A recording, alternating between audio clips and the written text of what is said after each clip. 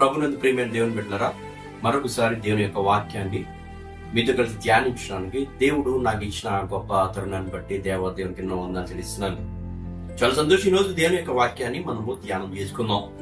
గత కొద్ది కాలంగా మనము విశ్వాస వీరుల గురించి మాట్లాడుకుంటూ ఉన్నాం. ఏప్రిల్ రాసినటువంటి పత్రిక 11వ అధ్యాయంలో అపోస్తలుడైన పౌలు హెబ్రీయులకు రాస్తూ అక్కడ ఉన్నటువంటి విశ్వాసం గురించి, ఆ విశ్వాసం వీరుల గురించి, వారు సాధించిన విజయాల గురించి, క్రైస్తవ జీవితంలో విశ్వాసం యొక్క ప్రాముఖ్యత గురించి నొక్కి వక్కారించడం అక్కడ జరిగింది. ఈ రోజు మరొక విశ్వాస వీరుని గురించి మనం జ్ఞాపకం చేసుకుందాం. ఒక సాధారణమైనటువంటి రైతు అసాధారణమైనటువంటి నాయకుడిగా ఎలా ఎదిగాడు.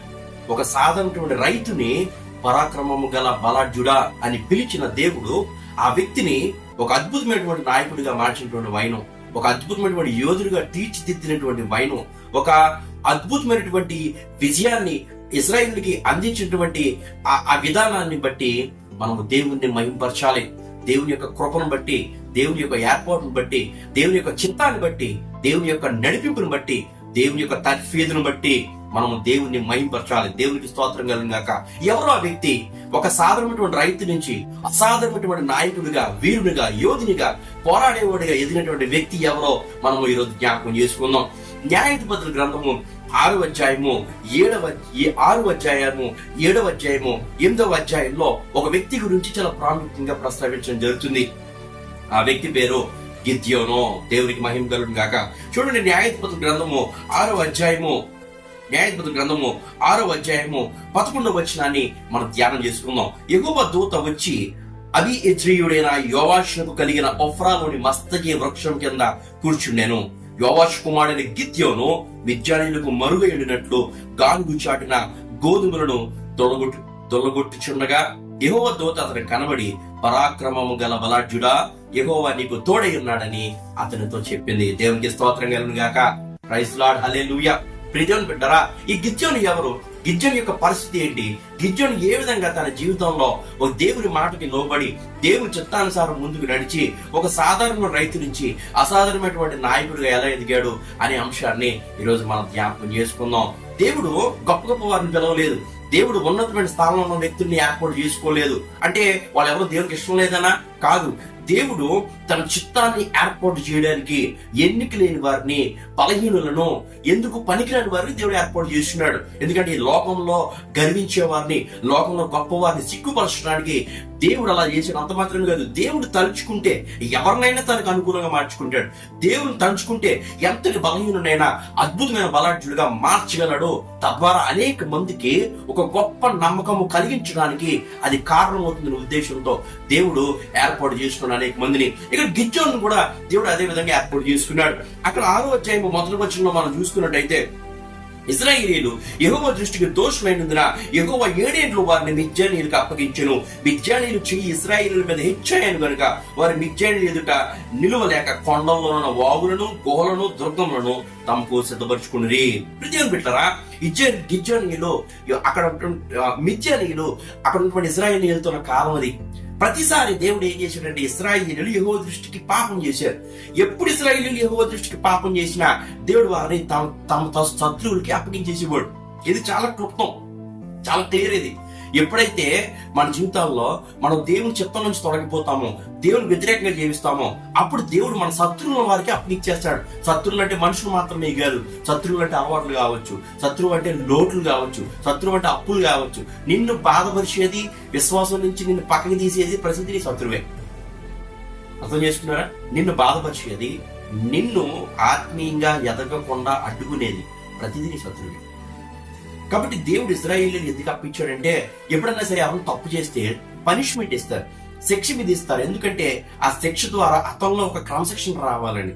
ఆ శిక్షణ, అందుకే క్రమశిక్ష, ఒక క్రమం రావడానికి వేసే శిక్ష. తమ తప్పును తాము తెలుసుకొని పశ్చాత్తాపడి తిరిగి ఆ తప్పులోనికి ప్రవేశించకుండా ఉండడానికి చాలా మంది స్కూల్లో కానివ్వండి, స్టూడెంట్స్ కావచ్చు, లేదంటే గవర్నమెంట్ కొంతమంది ఆ తప్పు చేసేవాళ్ళని, లేదంటే నేరం చేసేవాళ్ళకి శిక్ష ఎందుకు విధిస్తారంటే వాళ్ళ ఒక క్రమం, వాళ్ళ ఒక పరివర్తన తీసుకురావడానికి గవర్నమెంట్ ఏ విధంగా ప్రయత్నం చేస్తారు. దేవుడు కూడా అదే విధంగా ఇశ్రాయేలీయుల్ని శత్రువు చేతికి అప్పగించాడు. అంతేగాని ప్రతిసారి దేవుడు తనకి వ్యతిరేకంగా, తనకి అనుకూలంగా లేకపోతే శత్రువుగా అప్పగించేస్తాడా అనే ప్రశ్న మనందరికి రావచ్చు. దేవుడు అలా చేయడానికి దేవుడు అన్యాయస్తుడు కాదు. దేవుడు సర్వశక్తిమంతుడు, దేవుడు న్యాయాధిపతి, దేవుడు నీతి గలవాడు. అంత మాత్రమే కాదు, దేవుడు కనికర సంపన్నుడు అని బైబిల్ గ్రంథం మనకు బోధిస్తా ఉంది. దేవుడు ఇశ్రాయేలీయులు తప్పు చేసినప్పుడు వారిని శత్రువుల చేతికి అప్పగించేవాడు. శత్రువుల ద్వారా వారు శిక్షణ అనుభవించి తమ తప్పు తాము తెలుసుకొని, అయ్యో మా స్థితికి కారణం ఏంటి, మేము పడిపోవడానికి గల కారణం ఏంటి, మా ఈ లేమికి, మా ఈ యొక్క లోటుకి కారణం ఏంటి అని వారు తెలుసుకొని తిరిగి దేవుని వైపుకి వెళ్ళాలనేది దేవుని యొక్క ఉద్దేశం. మన జీవితాల్లో కూడా, మన జీవితంలో శిక్షలు రావచ్చు, మన జీవితంలో లోట్లు రావచ్చు, మన జీవితంలో శోధనలు రావచ్చు, మనం పడిపోవచ్చు, మనము నిలవలేని స్థితిలో ఉండొచ్చు. అప్పుడు నువ్వు నేను చేయాల్సిన పని ఏంటి అంటే మన కారణాన్ని కనుక్కొని దేవునికి మొరపెట్టాలి. వారు ఎలుగెత్తి యెహోవాకు మొరపెట్టగా ఆయన వారి ప్రార్థన అంగీకరించాను అని ఒక వాక్యం ఉంటుంది. వారి కష్టకాలం మంది యెహోవాకు మొరపెట్టింది. మన కష్టం వచ్చినప్పుడు దేవుడికి మొరపెట్టాలి.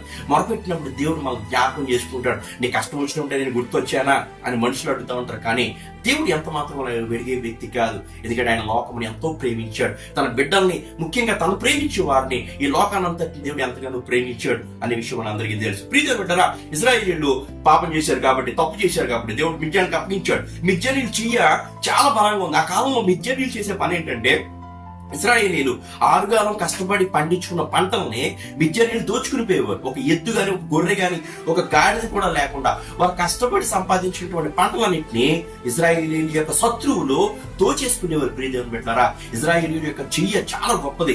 ఇశ్రాయేలీయులు చెయ్యి వేస్తే వారు పట్టిందంతా బంగారమే అనే సామెతను నిజం చేస్తూ ఇశ్రాయేలీయులు ఏం చేశారంటే, వాళ్ళు బంజరు భూములు కావచ్చు, పాడుబడిన బీడు భూములు కావచ్చు, ఆ ఏ భూమి పట్టుకుంటే ఆ భూమిలో బంగారం పండించేసేవారు. ఇంత వ్యవసాయదారులు, అంత అద్భుతమైనటువంటి రైతులు, ప్రియదేవుని బిడ్డలారా, వారి పాడి పరిశ్రమ వారు పట్టుకుంటే చాలు. ఎందుకంటే వాళ్ళు దేవుని అయినటువంటి యెహోవాకి అనుకూలంగా జీవించారు. ఎంతైనా వారు దేవుని యొక్క జనాంగము, దేవుని యొక్క బిడ్డలు కాబట్టి వారు పట్టిందంతా బంగారం అయిపోయింది. వారు ఎద్దులను పట్టుకుంటే, పశువులను పట్టుకుంటే, వారు గాడిదలను పట్టుకుంటే, గుర్రాలను పట్టుకుంటే లెక్కకు మించి విస్తారంగా అవి పెరిగిపోయాయి. కాబట్టి ఆటోమేటిక్ గా వాళ్ళు ఆరుగాలం కష్టపడి ఆ వ్యవసాయం చేసి పంటలు పండించి పాడి పరిశ్రమను వృద్ధి చేస్తే, శత్రువులు వారు ఏం చేశారంటే, ఆ పంటలు పండగానే, ఆ సమయం వచ్చినప్పుడు, ఆ కోతకాలం రాగానే వారందరూ వారి మీద దాడి చేసి ఆ పంటల్ని అక్కడ వారి సమస్తము దోచుకుని వెళ్ళిపోయేవారు. ఈ విధంగా మిద్యానీయులు చాలా భయపడినటువంటి పరిస్థితుల్లో ఉండేవారు. ఆ కాలంలో గిద్యోన్ని దేవుడు ఏర్పాటు చేస్తున్నాడు. గిద్యోన్ని దేవుడు ఎందుకు ఏర్పాటు చేస్తున్నాడు అని మన నువ్వు నేను జ్ఞాపకం చేసుకోవాలి. మనందరికీ తెలుసు గిద్యోని కదా. గిద్యోని ఒక 300 మంది యోధుల్ని ఏర్పాటు చేసుకుని మిద్యానీయులను జయించాడని.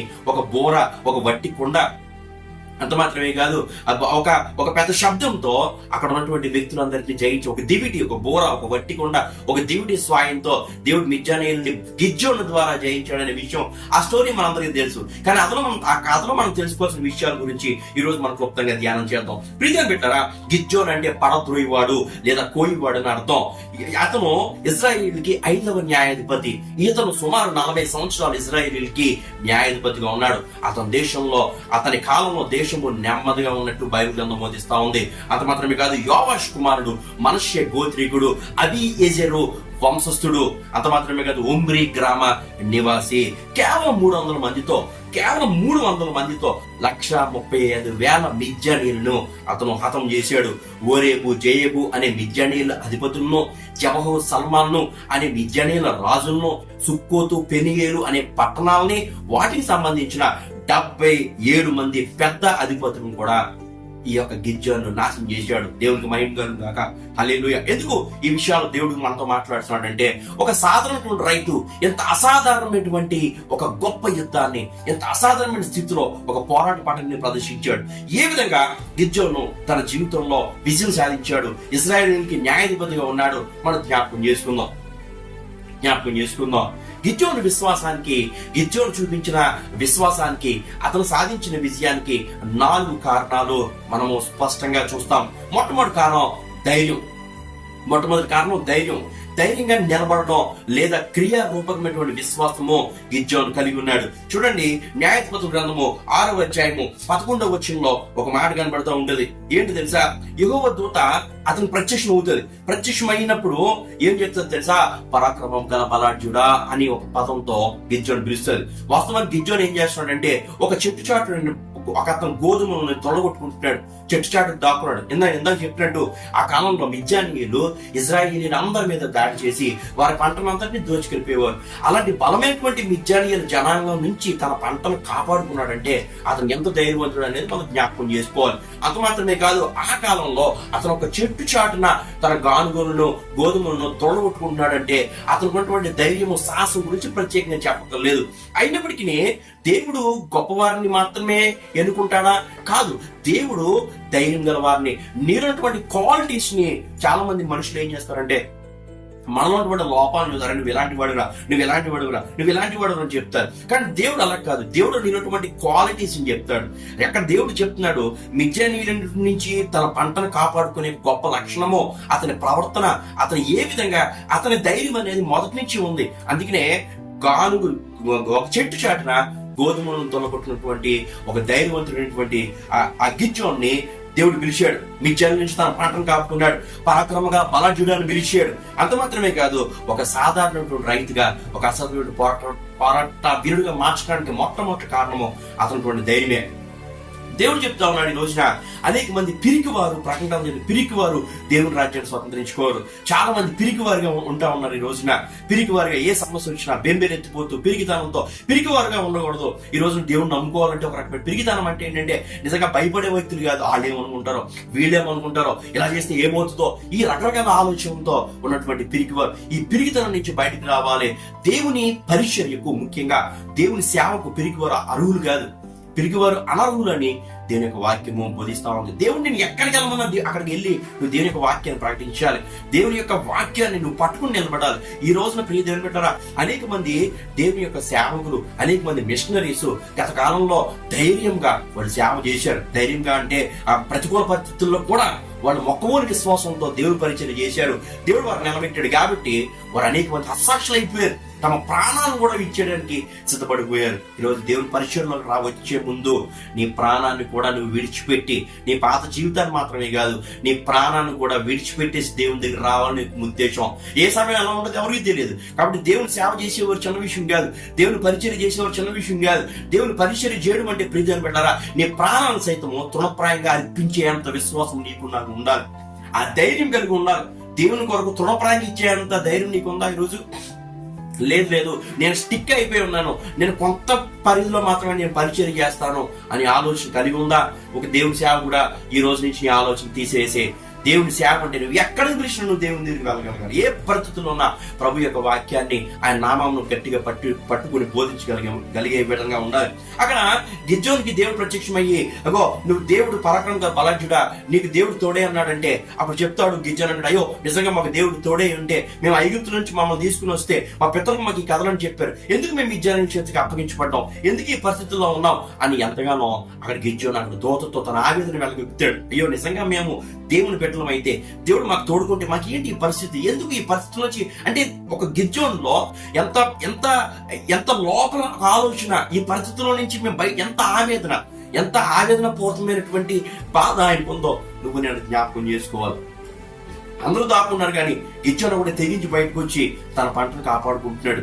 తెగించి బయటకు వచ్చాడు. ఏం జరిగేది, దేవుడు ఏంటి మమ్మల్ని విడిచిపెట్టి ఆయనలో తను ఎలాగైనా సరే దేవుని మెప్పించాలి, దేవుని ఏదో విధంగా నేను కనిపరచాలి దేవునికి అనే ఆలోచన ఆయన కలిగి ఉన్నాడు. ప్రియజనం పెట్టారా, అక్కడ ఆ మొట్టమొదటి క్వాలిటీయే గిజ్జోను నిలబెట్టింది ధైర్యము. నీ జీవితంలో నువ్వు విజయం సాధించాలంటే మొట్టమొదటి లక్ష్యం ధైర్యం కలిగి ఉండాలి. ప్రతికూల అందరం ధైర్యం చెడిపోతాం, ఒకసారి ధైర్యం కోల్పోతాం. కానీ నువ్వు ధైర్యం పొందడానికి కారణం ఏంటని వెతుక్కోవాలి. గిజ్జోను తన జీవితంలో ధైర్యం పొందడానికి కారణము అక్కడ ఆ నిమిషం ఆ క్షణం దొరికింది. యెహోవా దూత అతని యొద్దకు వచ్చింది. యెహోవా దూత తన దగ్గరకు వచ్చినప్పుడు ఒక్క సెకండ్ కూడా అతను ఆలోచించలేదు. తన బాధ అంతటిని యెహోవా దూత ముందు పెట్టడం ప్రారంభించాడు. అయ్యో ప్రభువా ఏంటి నా పరిస్థితి అని ఆలోచన చేశాడు. రెండో పాయింట్ ఏంటంటే తగ్గింపు, అనుకోవ, వినయం కలిగి ఉండడం. తగ్గింపు అంటే ప్రీతిని బట్టరా అంటే తగ్గింపు అంటే అనే పదం చాలా అర్థాలు ఉన్నాయి. అంటే మౌనం ఉండడం తగ్గింపు కాదు, లేదంటే మృదువు ఉండడం తగ్గింపు కాదు, లేదంటే మృదు స్వభావంతో ఉండి చాలా భయంకరమైన పనులు చేసే వ్యక్తులు ఉంటా ఉంటారు, లేదంటే భయంకరంగా కనిపిస్తూ చాలా సెన్సిటివ్గా ఉండే వ్యక్తులు ఉంటా ఉంటారు. కానీ వాస్తవానికి తగ్గింపు అంటే ఏంటి, వినయం కలిగి ఉండడం. దేవుని దగ్గర వినయం అంటే దేవుడు చెప్పిందని తూచా తప్పకుండా పాటించే విధంగా ఉండాలి. ఉప్పొంగిపోయి మనసు కాదు, ఉప్పొంగిపోయిన ఆత్మ కాదు. దేవుని దగ్గర ఒక్కొక్కసారి దేవుడు చెప్తాడు, దేవుడు ఒక్కోసారి కఠినమైన పరిస్థితులు మనకు ఎదురవుతా ఉంటాయి. అప్పుడు చూడండి ప్రీతం బిడ్డరా, పెద్ద పెద్ద తుఫాన్లు వస్తాయి, పెద్ద పెద్ద గాలిదుములు వస్తాయి, అప్పుడు పెద్ద పెద్ద చెట్లు సైతం కూలిపోతాయి. కానీ ఒక గడ్డి మాత్రం ఎప్పుడు అది గడ్డి పెకిలించి పడినట్టు కూలబడినట్టు మాకు కనబడదు. ఎందుకు తెలుసా? గడ్డి యొక్క స్వభావం ఏంటంటే గాలి ఎటువైపు తీస్తే అటువైపు తన దిశను మార్చుకుంటుంది, మౌనంగా తల ఉంచుతుంది. ఒక్కోసారి మనం మౌనంగా తల వంచుకొని ఉండాలి. అంటే వినయం కలిగి ఉండడం కూడా, తగ్గింపు ఉండడం కూడా దేవుని పెట్టారు గొప్ప విషయం. ఈ లక్షణము దేవునికి ఇష్టమైనటువంటి లక్షణం. దేవుడు తగ్గింపు. న్యాయాధిపతి గ్రంథం 6వ అధ్యాయం 15వ వచనంలో అక్కడ చెప్తాడు, అతడు చిత్తము నా ఏలినవాడా, దేని సహాయం చేత నేను ఇశ్రాయేలును రక్షింపగలను? నా కుటుంబం మనుష్య గోత్రం ఎన్నికలేనిదే, నా పితరుల కుటుంబంలో నేను కనిష్ఠునే ఉన్నాను ఆయనతో చెప్పాడు. ఎవరన్నా ఏదైనా అవకాశం వస్తే ఇవన్నీ నాకేం కావాలి, లేదంటే నేనే చేయాలి అని ముందుకు వస్తూ ఉంటారు. కానీ ఇక్కడ గిజ్జనటువంటి నెక్స్ట్ క్వాలిటీ ఏంటంటే, తను ఎంతగా దేవుని దగ్గర చెప్పిన, అయ్యా నేనైతే జీరో, నా వల్ల ఇది సాధ్యం కాదు అంటే ఉద్దేశం ఏంటంటే తను తప్పించుకోవట్లేదు. దేవుడికి చెప్తాడు, అయ్యా నేను ఈ స్థితిలో ఉన్నాను, నిన్ను పిలిచినప్పుడు దేవుని దగ్గర నీ స్థితిని ఒప్పుకోవాలి, దేవుని దగ్గర ప్రార్థించినప్పుడు నీ స్థితిని ఒప్పుకోవాలి. అందుకే అతిక్రమం దాచుకోమంటాడు. నీ పాపాన్ని దేవుని దగ్గర ఒప్పుకోవాలి, నీ బలహీనతను దేవుని దగ్గర ఒప్పుకోవాలి, నీ హృదయం దేవుని దగ్గర కుమ్మగించాలి. ఒకవేళ నువ్వు జయించలేకపోతే దేవుడే ఆ శక్తిని నీకు ఇస్తాడు. ఇక్కడ గిజ్జోను కూడా యెహోవా దూతే నాకు ప్రత్యక్షం అయిపోయింది, నాకు అవకాశం ఇచ్చింది కాబట్టి ఏం పర్లేదు, నాతో లేడు పదా అని చెప్పి వెళ్ళిపోలేదు. ప్రభా నేను చాలా తక్కువ వాడిని ప్రభా, నేను చాలా లో స్థితిలో ఉన్నాను ప్రభా అని చెప్పినప్పుడు దేవుడు అంటూ ఉంటాడు కదా, అయినానేమి నేను నీకు తోడయ్యుందును గనుక ఒకే మనిషిని హతం చేసినట్లు మిజ్జాన్ని హతం చేస్తావన్నాడు. అయితే ఏంటి, నేనున్నాను. దేవుని యొక్క మాట ఎంత కాన్ఫిడెంట్ గా దేవుడు చెప్తా ఉన్నాడు చూడండి అక్కడ.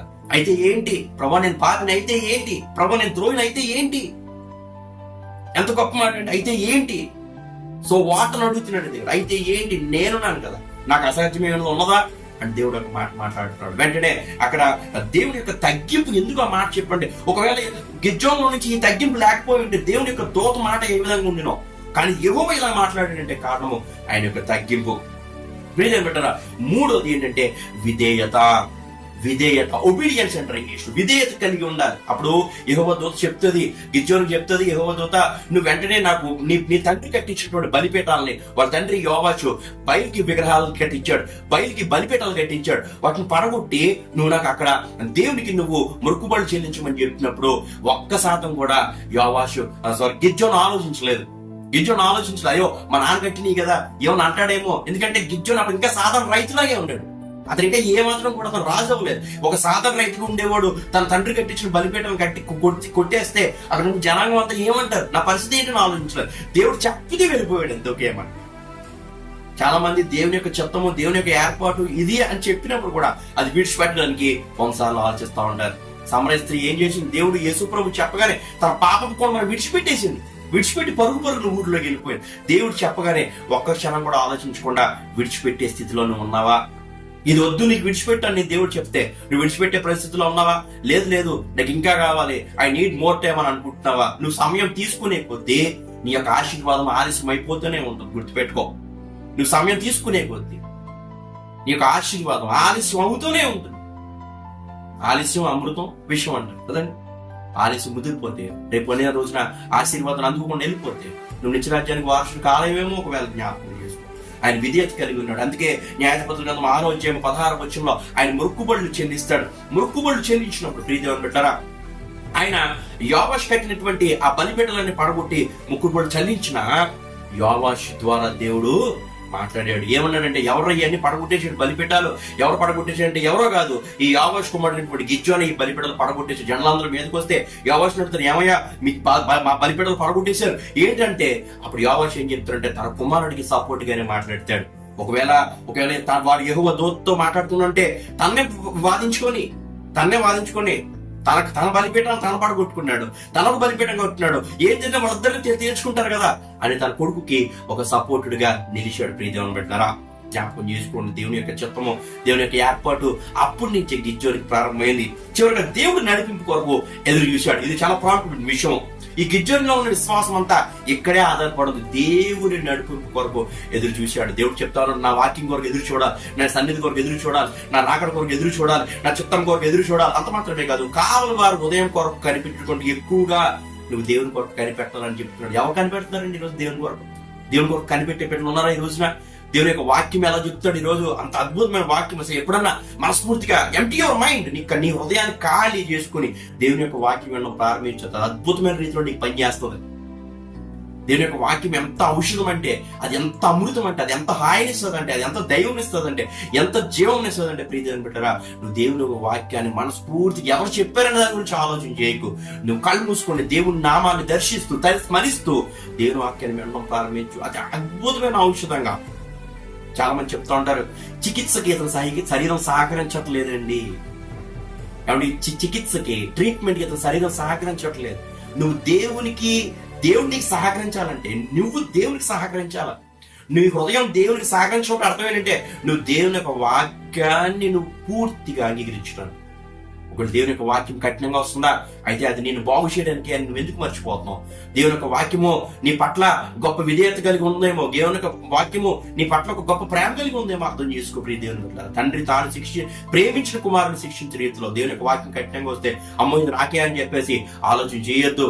దేవుడు ఎవరిని ఎక్కువ ప్రేమిస్తాడంటే వారినే గట్టిగా పట్టుకుంటాడు, వారినే దేవుడు శిక్షిస్తాడు. ఈ విషయాన్ని నువ్వు నేను జ్ఞాపకం చేసుకోవాలి. దేవుడు నడిపింపు కొరకు ఎదురు చూశాడు. అలా ఎదురు చూడడానికి మొదటగా తాను దేవుని చిత్తంలో ఉన్నానా లేదని పరీక్షించుకున్నాడు. ఆ దూత వచ్చింది, ఇంకో పరకరం బలజ్ఞలో పిలిచింది, నువ్వు రక్షించి మిజ్జానేయులని అని చెప్పింది. నేను రక్షించగలను, నేను చిన్నవాడిని కనిష్ఠుని అని చెప్పాడు. అయినా పర్లేదు నేను ఉన్నానని చెప్పాడు. అప్పుడు యెహోవా దూతతో అక్కడ ఉన్నటువంటి గిజ్జోని ఏం చెప్తాడు తెలుసా, అయ్యా అయితే నేను కొంచెం మాంసము పొంగని భక్ష్యాలు తీసుకొస్తాను, ఎక్కడే ఉంటుంది చెప్పినప్పుడు ఆ మాంసాన్ని పొంగని భక్ష్యాలు తీసుకొస్తే ఒక రాతి మీద పెట్టమని చెప్తుంది దూత. పెట్టిన తర్వాత నీళ్లు పోయమంటది. పోసిన తర్వాత తన చేతి కర్రను చాచి కర్ర కొనతో దాన్ని ముట్టగానే ఒక గొప్ప అగ్ని ఆ బలిపీఠం చుట్టూ మండిపోతుంది. అప్పుడు ఆ బలిపీఠం అగ్ని నుంచి ఆ దూత పైకి వెళ్ళిపోతుంది. ప్రజలు పెట్టారు. ఇది చూసినటువంటి యోవాషు, ఇది చూసినటువంటి గిజ్జోడు చాలా సంతోషపడతాడు. ఓకే, దేవుడు నాతో ఉన్నాడు. అయినా దేవుణ్ణి ఇంకా తన చిత్తంలో ఉన్నా లేదా పరీక్షించుకోవడానికి ఒక గొర్రె బొచ్చు చూసి అడుగుతాడు. ఏం చెప్తాడంటే, ఆ యెహోవా దూత చెప్తాడు, అయ్యా నేను నీ చిత్తంలో ఉంటే నేను నీ విజయానికి నేను ఈ ఇశ్రాయేలుని నడిపించేది నేనే అని తెలుసుకోవడానికి నన్ను ఒక్కసారి నేను శోధించేవి. ఏంటి తెలుసా, ఇదిగో నేను గొర్రెపొచ్చు పెడతాను, ఆ పాలంతా గొర్రెపొచ్చు పడాలి కానీ ఆ గొర్రెపొచ్చు మీద మాత్రం మంచు పడకూడదు అని చెప్తాడు. సరే కానీ అని చెప్పినాడు. ఉదయకాలం లేచి చూస్తే ఆ పాలెమంతా మంచు పడుతుంది కానీ ఆ గొర్రెబొచ్చు మీద మంచు పడదు. అప్పుడు రెండోసారి ఆయన గిజ్జోను శోధిస్తాడు, అడుగుతాడు. ఇంకొకసారి ఆయన అడుగుతాను, ఏంటి తెలుసా, ఇదిగో ఈ గొర్రెబొచ్చు ఇక్కడ పెట్టాను, మంచంతా గొర్రెబొచ్చు మీద పడాలి తప్ప ఆ చుట్టూ ఉన్న నేల మీద పడకూడదు. ఆ తర్వాత రాత్రి నేలంతా పొడిగా ఉంటుంది, గొర్రెబొచ్చు మంచుతో నిండబడి ఉంటది. అతను గొర్రెబొచ్చు పిండినప్పుడు విస్తారమైన నీరు దాని ద్వారా వస్తుంది. ప్రియమైన బిడ్డలారా, ఈ రెండు విషయాల యొక్క ముఖ్య ఉద్దేశం ఏంటి? తను దేవుణ్ణి ఆత్మవిశ్వాసంతో ఉన్నాడా, అపనమ్మకంతో ఉన్నాడా, దేవుని యొక్క శక్తిని కళ్ళ చూసిన తర్వాత కూడా ఇంకా గిజ్జోను ఎందుకు అలా ప్రవర్తించేశాడు అని ఆలోచన చేస్తే, గిజ్జోను తాను ఒక బోర్ పూజినప్పుడు నాతో కలిసి యుద్ధానికి ఎంతమంది వస్తారని అడిగినప్పుడు ఎంతమంది వచ్చాడు తెలుసా, గిజ్జోను అడిగినప్పుడు సుమారు 32,000 మంది అతని దగ్గరికి యుద్ధం చేయడానికి వస్తారు. కాబట్టి 32,000 మంది ప్రాణాలు గిజ్జోని చేతిలో ఉన్నాయి. తాను ఏ తప్పున్నాడు చేసినా దేవుని చిత్తానికే ఒకవేళ ఎక్కువ ఎక్స్పెక్ట్ చేసేసి ఒకవేళ ముందుకు వెళ్ళిపోతుందనేమో అనే డౌట్ తన గురించి మాత్రమే కాదు, తన మీద ఆధారపడిన 32,000 మంది ప్రాణాల గురించి అతను కన్ఫర్మ్ చేసుకున్నాడు, డబుల్ చెక్ చేసుకున్నాడు. ఒక్కోసారి మన నిర్ణయాన్ని డబుల్ చెక్ చేసుకోవాలి. ఒక్కోసారి మన ఆలోచన సెకండ్ ఒపీనియన్ అంటారు కదా చాలా మంది. చెక్ చేసుకున్నాడు. నువ్వు చెక్ చేసుకున్నావా నీ విశ్వాసాన్ని, నువ్వు చెక్ చేసుకుంటున్నావా నీ కుటుంబాన్ని, నువ్వు చెక్ చేసుకుంటున్నావా నీ యొక్క స్థితిని ప్రీతిని పెట్టాలని జ్ఞాపకం చేసుకో. ఇక్కడ గిజ్జోను ఏం చేశాడంటే అపవిశ్వాసం కాదు, అపనమ్మకం అంతకంటే కాదు, దేవుని చిత్తము ద్వారా తనను తాను చెక్ చేసుకుంటాడు ఏ విధంగా ఉన్నాను. రెండోసారి కూడా ఆ గొర్రెబొచ్చు సూచన ద్వారా జరగగానే వెంటనే ఏం చేశాడు తెలుసా, ఇక దేవుని మీద భారం వేసి దేవుని చిత్తంలో ఉన్నానని నమ్మినటువంటి గిజ్జోను తన దగ్గర ఉన్నటువంటి జనాంగం అంతా తీసుకొని యుద్ధాన్ని బయలుదేరాడు. అప్పుడు దేవుడు చెప్తా ఉన్నాడు, గిజ్జోను నీ దగ్గర ఉన్నటువంటి జనాంగం అనేక మంది ఉన్నారు, నీ దగ్గర ఉన్నటువంటి జనాంగము అనేక మంది ఉన్నారు. ఎందుకు అనేక మంది ఉన్నారు కాబట్టి నీ ఎంతమందితో నేను యుద్ధము చేయడం మంచిది కాదు. అప్పుడు చెప్తా ఉన్నాడు, ఇదే ప్రభా 135,000 మంది మిద్యానీయులు అమాలేకీయులు ఉన్నారు, వాళ్ళు విస్తారంగా ఉన్నారు, వాళ్ళ మీద నన్ను యుద్ధం చేద్దాం ఏంటి, నా దగ్గర కేవలం 32,000 మంది ఉన్నారు అని అడిగాడా? ఎంత మాత్రం అడగలేదు. దేవుని చిత్తంలోకి వస్తే అంతే. దేవుని చిత్తంలోకి వస్తే నువ్వు ఎగ్రీ అవ్వాల్సిందే దేవుని ఏం చెప్తే. ఎందుకంటే అది నీ మేలు కొరకే, నీ బాగు కొరకే. నిన్ను నిలబెట్టినది నీ మేలు కొరకే, నువ్వు పడగొట్టినది నీ మేలు కొరకే. అది గుర్తుపెట్టుకో. నాకు ఫలింపు లేదు అనుకోవద్దు. నువ్వు చిత్తంలో ఉంటే ఏం జరిగినా అది నీ మేలు కొరకే. అది గుర్తుపెట్టుకో. ప్రియదేవుడు నీ కీడుకు వచ్చిందా, ఆ కీడు వెనకాల కూడా మేలు ఏదో ఉంటుంది. ప్రియదేవుడు జ్ఞాపకం చేసుకో. ఆ కీడెనకలు కూడా ఏదో మేలు. కాబట్టి నువ్వు దేవుని చిత్తంలో ఉంటే నీకు నష్టం వచ్చినా అది నీ లాభం కొరకే. కాబట్టి ఈ విషయాన్ని అక్కడ నువ్వు స్పష్టంగా జ్ఞాపకం చేసుకోవాలి. దేవుడు ఎప్పుడైతే చెప్పాడో అగో అప్పుడు అన్నాడు, ఎవరైతే భయపడతారో వాళ్ళందరినీ వెళ్ళిపోమని చెప్తాడు. అప్పుడు చెప్తాడు, మిద్యానీయులందరినీ యుద్ధానికి వెళ్తున్నాం కదా, ఓ ఇశ్రాయేలీయులారా మీరు ఎవరు భయపడుతున్నారో వాళ్ళందరూ ఇంటికి వెళ్ళిపోమని చెప్తున్నప్పుడు ఆ 32,000 మందిలో 22,000 మంది తమ గృహానికి తిరిగి వెళ్ళిపోతారు. ఇంకా 10,000 మంది మిగిలారు. 10,000 మంది కూడా ఎక్కువే. నువ్వు హరోదు బావి దగ్గరికి వాళ్ళందరినీ తీసుకెళ్ళు. అక్కడ నీకు ఆ మిద్యానీయులటువంటి దండు కనబడుతుంది. ఆ రోజు బావి దగ్గరికి వెళ్ళారు, ఆ మిద్యానీయుల దండు ఎంత కనబడుతుంది. వాళ్ళు మిడతల వాళ్ళ లెక్క విస్తారంగా ఉన్నారు. 10,000 మంది ఉన్నారు. అక్కడ 135,000 మంది ఉన్నారు. ఈ 10,000 మందిలో కూడా ఎక్కువ మంది దేవుడు చెప్తున్నాడు, అగో నువ్వు వారిని నీళ్ళ దగ్గర తీసుకెళ్ళు.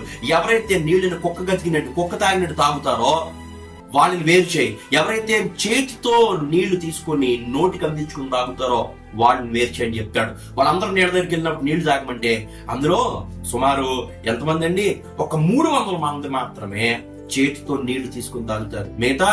మిగతా అందరూ కూడా ఏం చేస్తారంటే ప్రియజన్ పెట్టారా 9,700 మంది ఏం చేస్తారంటే కుక్క తాగినట్టు తాగుతారు. వాళ్ళందరూ వెనకాలని చెప్తారు. చివరికి 300 మంది, ఆ 300 మంది యోధులను తీసుకొని గిద్యోను ఏం చేస్తాడండి, యుద్ధానికి వెళ్తాడు. ప్రియజన్ పెట్టారు యుద్ధానికి వెయిట్ చేస్తున్నాడు. కానీ గిద్యోను హృదయంలో ఒక ఆందోళన ఉంది. 300 మందితో నేను ఎలా జయించాలి, నా ఆలోచన ఏంటి ప్రభువా, నీ యెహోవా నీ ఆలోచన చేతను నడిపించు ప్రభువా అని కీర్తనకారుడు దావీదు మొరపెట్టినట్టు అక్కడ గిద్యోను మొరపెట్టాడు. అప్పుడు గిద్యోను రాత్రి వేళ యెహోవా ప్రత్యక్షమవుతాడు. ప్రత్యక్షమై గిద్యోను నువ్వు ఏం చేస్తావు తెలుసా, నీ యొక్క సేవకుని తీసుకుని వెళ్ళి ఆ మిద్యానీయుల మందలోనికి వెళ్ళు. నువ్వు ఒకవేళ నా గురించి నీ యుద్ధం గురించి ఏమైనా అనుమానం ఉందా, ఆ మిద్యానీయుల దండులోనికి వెళ్ళు అని చెప్పినప్పుడు ఆ రాత్రి వేళ అందరూ నిద్రపోతున్న సమయంలో గిద్యోను తన సేవకుని తీసుకుని ఆ దండులోనికి వెళ్ళినప్పుడు ఒక గుడారంలోని చెప్పుకొని మాటలు వినిపిస్తూ ఉంటే అక్కడ మిద్యానీయులటువంటి సైనికులు మాట్లాడుకున్న మాటలు ఏంటి తెలుసా, వారి రాత్రికి నాకు కల వచ్చిందా, ఒక యవల రొట్టె ఇశ్రాయేలీల నుంచి ఒక యవల రొట్టె వచ్చి మిద్యానీయుల దండులోనికి పడి మిద్యానీయుల గుడారాన్ని కూల్చేసింది. ఒక రొట్టె గుడారాన్ని పోల్చడం ఏంటి, యవల రొట్టె వచ్చి మిద్యానీయులను కూల్చివేసింది అని చెప్పినప్పుడు అప్పుడు ఆ పక్కన వ్యక్తి చెప్తాడు, రే ఆ ఎవరు కాదు, యోవాషు కుమారుడు గిద్యోనే. గిద్యోను యొక్క పేరు ఇక్కడ తెలియకపోవచ్చు. గిద్యోను అనుకుంటున్నాడు నా గురించి ఎవరికి తెలియదు అనుకుంటున్నాడు, కనిష్ఠుడు అనుకుంటాడు. కానీ దేవుడు ఎక్కడ గొప్ప చేయడం మొదలు పెట్టాడండి, తన శత్రువులకి గిద్యోను పేరు తెలిసిపోయింది. నా మీద ఎరిగెత్తుకొచ్చేవారు, నా మీద దండెత్తుకొచ్చేవారు. ఒకప్పుడు మమ్మల్ని చూస్తేనే పారిపోయిన వ్యక్తులు ఈ రోజు గిద్యోను నాయకత్వంలో ఈ మిజ్రాయిలీయుల శత్రువులు ఎదుర్కొంటూ వెళ్తున్నారంటే ఎంత గొప్ప పోరాటము, ఎంత గొప్ప విశ్వాసము గిద్యోను కలిగి ఉన్నాడు. అంతమంది తన విశ్వాసుల పట్ల, దేవుని కుమారుల పట్ల దేవుడు ఎంత గొప్ప ప్రణాళిక పౌరుషముతో పోరాటంతో నింపాడో ఈరోజు నువ్వు నేను జ్ఞాపకం చేసుకోవాలి. వెళ్ళిపోయాడు గిద్యోనుకి వెంటనే ధైర్యం వచ్చాడు, తిరిగి వెళ్ళాడు. తన దండంతటిని పిలిచి ఏం చేశాడు తెలుసా, ఏమిచ్చాడు, 3 వస్తువులు అక్కడ ఇచ్చాడు. చూస్తున్నాడు, 1 ఒక బోర్ ఇచ్చాడు, 2 ఒక వట్టి కొండ ఇచ్చాడు, 3 దివిటి ఇచ్చాడు. ఏం చెప్పాడు, నేను ఎలా చేస్తున్నాను అలాగే చేయండి, నేను చెప్పినప్పుడు మీరు బోర్ అవుతారు. ఈ దివిటి తీసి ఈ వట్టి కొండలో పెట్టి దాన్ని పగలగొట్టమని చెప్తాడు. మొక్కరం 100 మంది 3 గ్రూపులుగా విడిపోయి ఆ మిద్యానీయులైనటువంటి దండు చుట్టూ తిరిగి అగో ఆ గిద్యోను చెప్పినప్పుడు వాళ్ళు గట్టిగా బోరబోది ఎప్పుడైతే దాన్ని పగలగొట్టారో పెద్ద శబ్దంతో కొండలు పగిలిపోయి పెద్ద శబ్దం ఎప్పుడైతే వచ్చిందో మిద్యానీయులు ఆందోళనకి వెళ్ళిపోయారు. అమ్మో ఏదో జరిగిపోతుంది, ఏదో ప్రమాదం ముంచుకొస్తుంది. వాళ్ళ మనసులో వాళ్ళ ఆలోచన యావత్తు చెడిపోయి వాళ్ళు ఎలా ప్లాన్ చేయాలి కూడా వాళ్ళకి అర్థం కానిటువంటి పరిస్థితి. వాళ్ళ ఆలోచన చేస్తే వాళ్ళు పట్టపడ్డారు, వాళ్ళ భయం చేత వాళ్ళు కూలిపోయారు. వెంటనే గిద్యోను తన సైన్యం అంతటితో కలిసి ఏం చేశాడండి, ఆ మిద్యానీయులను తరిమి చివరికి అదిగో ఆ ఇద్దరు జబహు సల్మాన్ను అని 2 రాజుల్ని, జరేబు ఓయేబు అని 2 అధిపతుల్ని, సుక్కోతు పెనుయేల్ అనే పట్టణాలని కూడా, అందులో 77 మంది అధిపతులను కూడా ఆయన ఏం చేశాడంటే చివరికి గిద్యోను హతము చేశాడు. దేవునికి మహిమ కలుగును గాక. హల్లెలూయా. ఒక సాధారణమైనటువంటి రైతుని ఒక అసాధారణమైనటువంటి నాయకునిగా మార్చింది దేవుని యొక్క తర్ఫీదు. నువ్వు దేవుని చేతిలో చెక్కబడడం అంటే ఇదే, దేవుని చేతిలో నిలబడడం అంటే ఇదే. అసలు గిద్యోనికి ఏం తెలుసు, ఏమీ తెలియదు. తనకి ఒక పంటని ఎలా పండించాలో తెలుసు, లేదంటే గోధుమని ఎలా దుల్లగొట్టాలో తెలుసు. ఈ వ్యవసాయం తప్ప అతనికి ఏం తెలియదు. కానీ అలాంటి వ్యక్తిని ఒక యుద్ధ నాయకుడిగా, ఒక యుద్ధ వీరుడిగా ఆయన తీర్చిదిద్దాడంటే ఎంత గొప్ప విషయం. నీకేమీ తెలియదు, నాకు ఇంగ్లీష్ రాదు, నాకు హిందీ రాదు, నాకు ఎంత జ్ఞానం లేదు, నేను ఏ విధంగా వెళ్ళాలని నువ్వు అనుకుంటున్నావా? ఎంత మాత్రం అనుకోవద్దు. నువ్వు సంశయించద్దు, దేవుని మీద ఆధారపడు. దేవుని చేతిలో నీకున్నటువంటి విశ్వాసాన్ని పెట్టు. ప్రభువా, ఏం జరిగినా నేను నీ సన్నిధిలో ఉంటాను, ఏం జరిగినా నీ చిత్తంలో ఉంటాను ప్రభువా అని నువ్వు ఒక నిర్ణయం తీసుకుని ధైర్యంగా నిలబడితే నీ జీవితంలో గొప్ప కార్యాలు చూస్తావు. దేవునికి మహిమ కలుగాక. చివరికి ఒక మాట చెప్పి దేవుని యొక్క వాక్యం ముందుకు వెళ్దాం. గిజ్జోను పాఠం ద్వారా, గిజ్జోను కథ ద్వారా, గిజ్జోను యొక్క ఉద్దేశం ద్వారా, ఈ గిజ్జోనికి చెప్పినటువంటి ఈ స్టోరీ ద్వారా మనం 3 విషయాలు మనం నేర్చుకోవచ్చు. ఎందుకంటే మొట్టమొదటి విషయం ఏంటంటే 32,000 మంది ఉన్నప్పుడు దేవుడు చెప్తాడు, భయపడేవారు వెళ్ళిపోమని చెప్తాడు. భయపడేవారు దేవుని సేవకి అనర్హులు, భయపడేవారు దేవుని రాజ్యానికి అనర్హులు. ప్రతిదానికి భయం, కాని దానికి లేని దానికి భయం, లెక్కలేని భయం, మిక్కిలి భయంతో ఎప్పుడు ఉండకూడదు. అసలు భయపడడానికి కారణమో అదేదో నేను చేస్తున్నాను కదా, దాన్ని జయించే వ్యక్తి నాకున్నాడని తెలిస్తే నువ్వెందుకు భయపడతావు? అందుకే బైబిల్లో 365 సార్లు కొత్త నిబంధనలో భయపడకుడి అనే మాట కనబడుతుంది. అంటే సంవత్సరంలో 365 రోజులు కూడా యేసు ప్రభు మనతో మాట్లాడుతూ ఉన్నాడు. నువ్వు భయపడద్దు. భయం చెడ్డది. ఆ భయం మన చేత పాపం చేపిస్తుంది. ఆ భయం మనల్ని అల్పవిశ్వాసం తీసుకెళ్లిపోతుంది. ఆ భయం మనల్ని విశ్వాసం లేని వారుగా నిర్జీవంగా మార్చేస్తుంది. అందుకే భయపడకూడదు. భయం చాలా చెడ్డది. దీని ఫోబియా అంటారు ఇంగ్లీష్ లో. కానీ ప్రియదేవుని బిడ్డలారా, భయపడేవారు దేవునికి ఇష్టలు కాదు. అంత మాత్రమే దేవుని పని చేసేవారు ముఖ్యంగా భయపడే పరిస్థితుల్లో ఉండకూడదు. భయపడడం అంటే ఏమి భయం లేకుండా వెళ్ళిపోమని కాదు.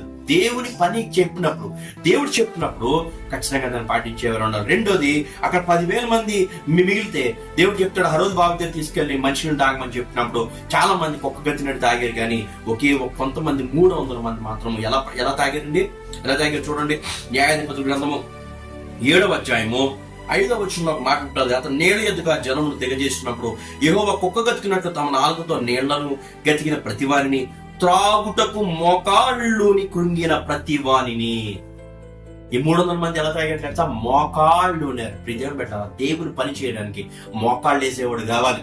అంటే ప్రార్థించేవాడు కావాలి, విధేయత కలిగినవాడు కావాలి కదండి, తగ్గించుకునేవాడు కావాలి, దేవుని బదులు దేవుని ఉద్దేశాన్ని తూచా తప్పకుండా పాటించేవాడు కావాలి. జీ హుజూర్, ఎస్ లార్డ్ అని చెప్పేవాడు కావాలి. మోకాళ్ళు ఉండడం అంటే యథార్థంగా నువ్వేది చెప్తావో దాన్ని అదే విధంగా చేస్తానని చెప్పడం. నీ ఇష్టానుసారంగా దేవుని పని చేయడం, నీకు ఇష్టం వచ్చినట్టు దేవుని పని నడిపించడం కాదు దేవుని ఉద్దేశం. దేవుడు చెప్పింది ఆయన మీతో చెప్పినది చేయడు అని ఆ కానాను వివాహంకి వచ్చినప్పుడు అక్కడ ఉన్నటువంటి మరియమ్మ తల్లి తన శిష్యులకు చెప్తా ఉంటది. యేసు శిష్యుడికి ఆయన మీతో చెప్పింది చేయండి, దేవుని చెప్పింది చేయించే వ్యక్తులు కావాలి. మోకాలు ఉండమంటే అది. 300 మందిలో కుక్క గతికినట్టు తాగిన వారు అంటే ఒక క్రమం లేదు. మనుషులు ఎలా తాగాలి, మనుషులు తాగడానికి ఒక సిస్టమ్ ఉంటుంది. అలాగా ఒక క్రమం లేని వారిని దేవుడు ఏర్పాటు చేసుకోడు. క్రమం లేని వారు దేవుని రాజ్యానికి అర్హులు కాదు. అక్రమంగా నడుచుకునే వారు ఉన్నారు. అక్రమం పాపం, క్రమంగానేది అక్రమం పాపం. ప్రియదేవుని బిడ్డలారా, చూడు, 300 మంది చేతులతో నీళ్లు తీసుకొని అటు ఇటు అంటే పని మీద శ్రద్ధ కలిగి ఉండాలి. శ్రద్ధ కలిగిన వాడు ఐశ్వర్యవంతుడు అని దేవుని యొక్క వాక్యం సెలవిస్తుంది. కాబట్టి ప్రియదేవుని బిడ్డలారా, నువ్వు దేవుని చిత్తంలో ఉండాలంటే ఈ 3 లక్షణాలు నీకు ఉండాలి. 1 నువ్వు ధైర్యంగా, 4 లక్షణాలు నీకు ఉండాలి. 1 ఏంటంటే నువ్వు ధైర్యం కలిగి ఉండాలి. 2 తగ్గింపు కలిగి ఉండాలి. 3 విధేయత కలిగి ఉండాలి. 4 దేవుని నడిపింపు కొరకు ఎదురు చూసే బిడ్డలుగా ఉండాలి. ఈ రోజు నీ 4 లక్షణాలు నీలో ఉంటే, నాలో ఉంటే ఖచ్చితంగా మనం కూడా మన జీవితంలో ఏదో రోజు విజయం సాధిస్తాం. ప్రియ దేవుని బిడ్డ, ప్రియ విశ్వాసి, ఈ రోజు నీ జీవితంలో ఓడిపోతున్నాను, కృంగిపోతున్నాను, బాధపడుతున్నావా? అయ్యో, నా జీవితంలో నేను గెలవలేకపోతున్నానని నువ్వు కృంగిపోతున్నావా? అయ్యో, నేను ఎందుకు పనికిరాని వాడు అయిపోతున్నానని, అందరూ నన్ను దూషిస్తున్నారని, అందరూ నన్ను నిందిస్తున్నారని, నేను తక్కువ అయిపోయానని నువ్వు చింతపడుతున్నావా? అయితే దేవుడు నీతో మాట్లాడుతున్నాడు. గిజ్జోను అంటే ఒక సాధారణమైన వ్యక్తిని దేవుడు తీసుకొచ్చి అసాధారణ స్థితిలో నిలబెట్టాడు కదా. నిన్ను కూడా దేవుడు పట్టుకుంటాడు. ఈ రోజున నిన్ను కూడా దేవుడు ఖచ్చితంగా పట్టుకుంటాడు. నీకు నాకు ఉండాల్సిందల్లా విశ్వాసము. నా దేవుడు ఖచ్చితంగా నన్ను నిలబెడతాడు.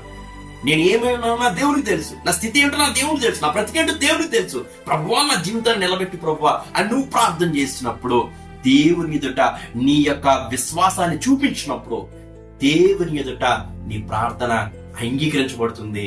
అలా అంగీకరించబడినప్పుడు నీ జీవితంలో దేవుడు గొప్ప కార్యాలు చేస్తాడు. నీవు కూడా గిజ్జోను లాంటి విజయం సాధిస్తావు. అనేక మందికి నువ్వు నాయకుడు అవుతావు. ఆ విషయాన్ని మర్చిపోకుండా దేవుని సన్నిధిలో విశ్వాసంతో జీవించు. అటు కృప దేవుడు నీకు నాకు అనుగ్రహించును గాక. ఆమేన్.